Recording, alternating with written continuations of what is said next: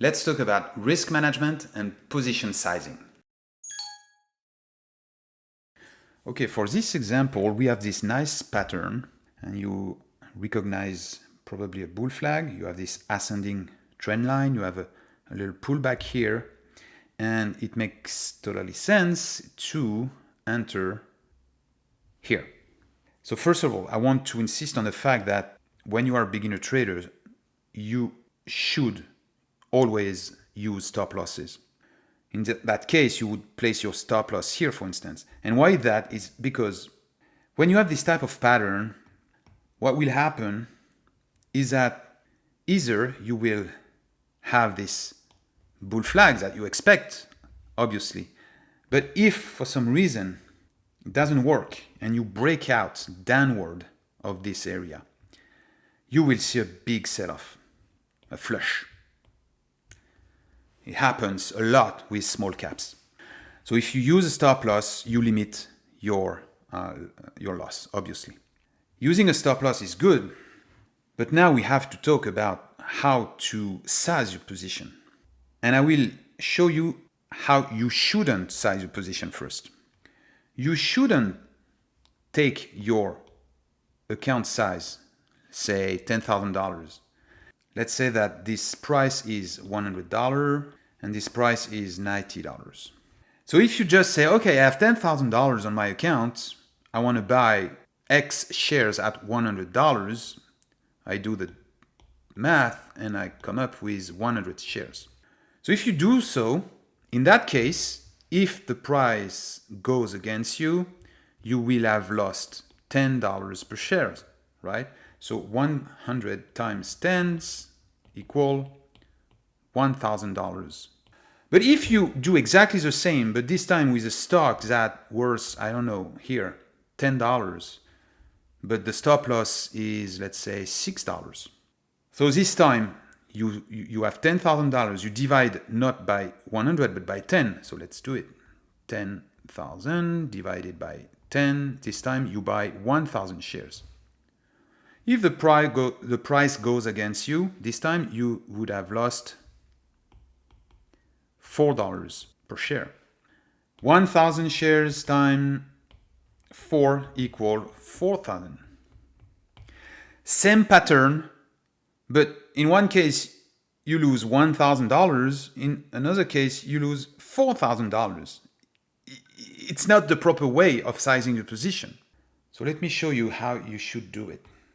$10,000 on your account, but it comes to how much you want to risk. If you are confident with losing $1,000, which is a little bit too big, by the way. Usually the rule is 1% of your total account. So yeah, let's do it with something more realistic. So here you are okay with risking $100. So how many shares do you need to buy in order to lose only $100? Worst case scenario. So the math goes like this. Number of shares times $100 minus $90 equal $100. If the price is 10 and your stop loss is at 6, it's the same. 10 minus 6. So in one case, the number of shares equal $100 divided by 10. In the other case, it's $100 divided by 4. So here you have to buy 10 shares. Here you have to buy 25 shares. So that's the risk. The risk is $100. So oftentimes you will see the risk as an R. And then if the trade goes your way, the price goes up. For instance, you sold here at a price of 120. And in that case, let's say, I don't know, $20, okay? So you made $20 per share in profit. How many shares do you have? In this case, you have 10. So you made $200 in profit. So oftentimes you will see 2R. You earn 2 times the risk. 2R. So sometimes it's referred at 1-2 risk reward, or sometimes 2-1. 2-1 risk reward ratio. In the second example, you got $10 per shares. You had 25 shares, you made $250. So in my second example, you made 2.5 times the risk. So that's, to me, the proper way of sizing and managing your risk. Again, especially if you are a beginner trader, you don't have any surprise. You are okay with losing $100. That's how you know how many shares you have to buy. Now, I see what you're thinking. I don't have the time to do this math. I'm on the moment, in the rush. I want to take this trade. I don't have time to calculate all this. So that's why I just say, I will take like 1,000 shares out of the blue. Or maybe because you used to do so. That's where using the proper tool makes sense. And I'll show you how you can do it automatically in a snap. Okay, so we have the same chart.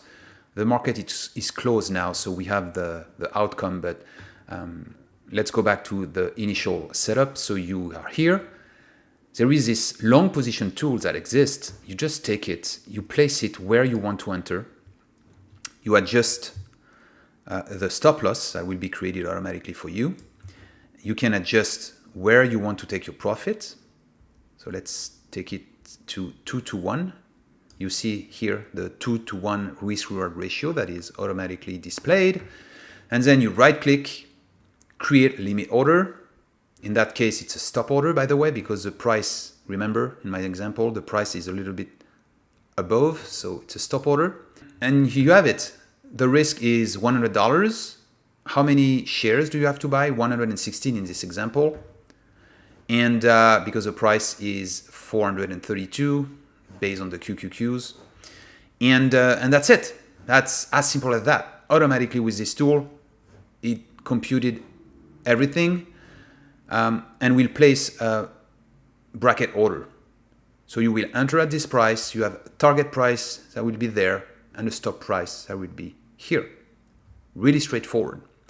You can predetermine by right-clicking on settings, the risk, your account size, etc. But you can also adjust it for each individual trade.